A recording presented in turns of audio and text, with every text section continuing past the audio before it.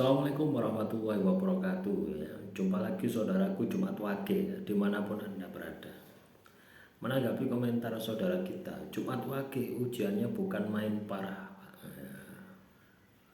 Teman-teman Jumat Wage ya, ini selalu saya ulang-ulangi ya, supaya teman-teman Jumat Wage itu paham ya, bahwasanya ketika kita kena masalah di dalam kehidupan kita yang itu berulang-ulang, yang itu bertahun-tahun ya, tidak selesai-selesai, itu hanya ada dua kemungkinan ya, yang pasti bukan ujian Tuhan ya. Bisa jadi itu adalah hukuman Tuhan, bisa jadi itu adalah karma. Jangan berpikir bahwasanya Tuhan itu maha penyayang, tidak mungkin Tuhan itu menghukum, lu cari sopo gitu ya. Tuhan juga menghukum, Tuhan juga memberikan prestasi ya. Jadi selalu ada dua sisi gitu loh ya. Itulah keseimbangan alam itu seperti itu ya. Kalau misalkan Anda berbuat jahat terus kamu dibiarkan, apakah akan muncul keadilan? Kan tidak gitu loh ya.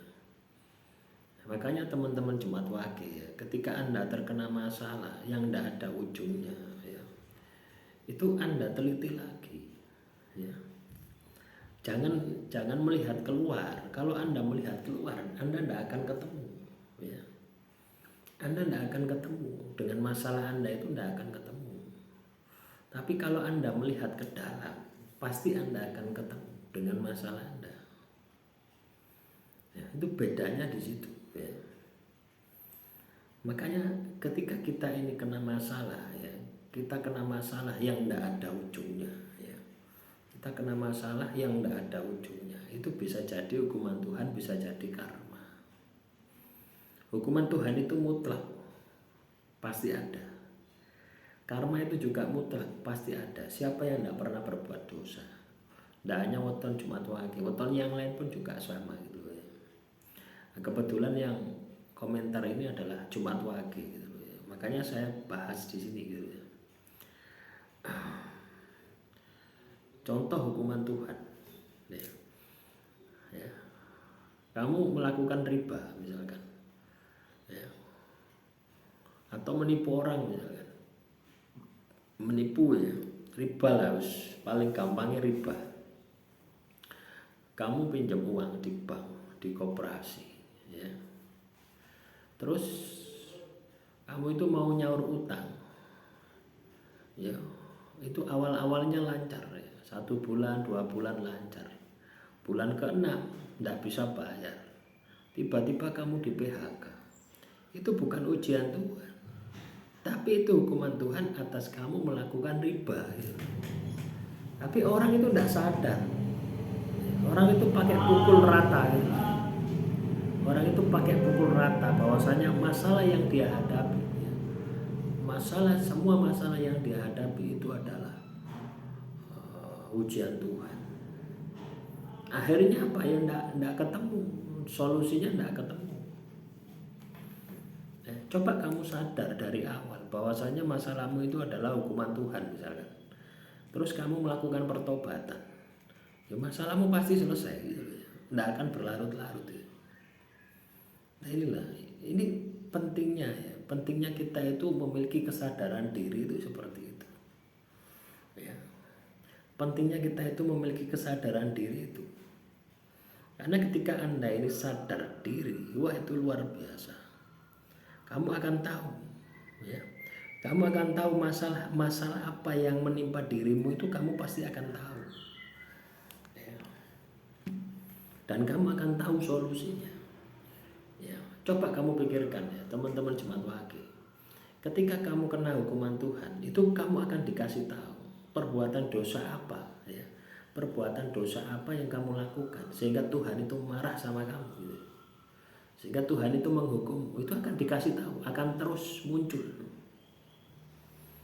Nah, di situ nanti akan muncul pertentangan ego ya, antara mengakui dan menolak, akan seperti itu.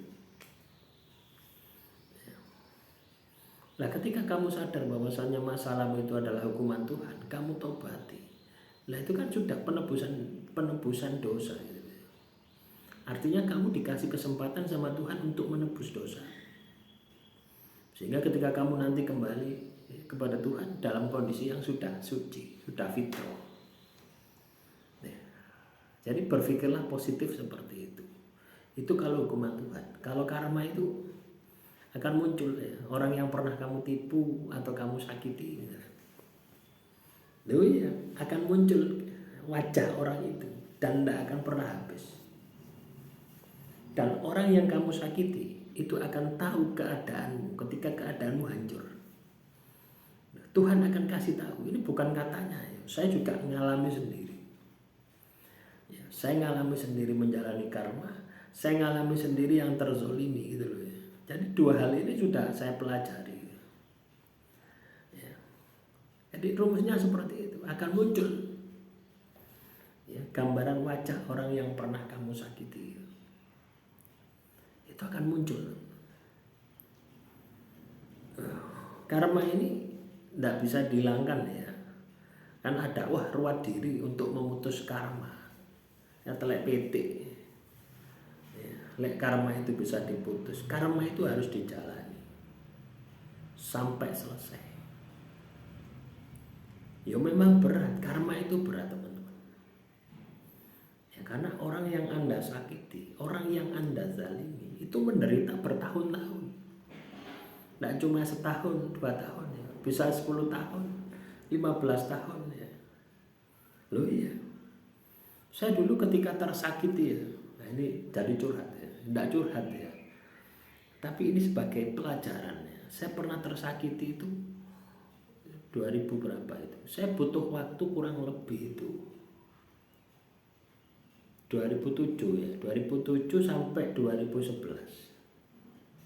3 tahun ya, 4 tahunan lah, 2007 sampai 2000 itu pun tidak bisa hilang ya, tidak bisa sembuh los itu, tidak bisa ya, tidak bisa rasa yo, kadang iling kadang enggak, kadang iling kadang enggak gitu ya. Lo kita berusaha untuk bisa sembuh gitu loh ya, kita berusaha untuk bisa melepaskan rasa sakit itu dengan mengalihkan. Saya kuliah S2 itu tanda ya, mengalihkannya ya, mengalihkan rasa sakit itu tak buat aktivitas yang sifatnya positif ya. Itu dihitung sama Tuhan. 2015 dapat kabar ya, hancur semua yang menyakiti saya ya. Padahal saya tidak kasih tahu, padahal saya tidak punya akses ya, tidak punya akses informasi. Tiba-tiba wono sing kasih apa informasi kepada saya. Nah itulah teman-teman. Jadi karma itu mutlak, karma itu harus dijalani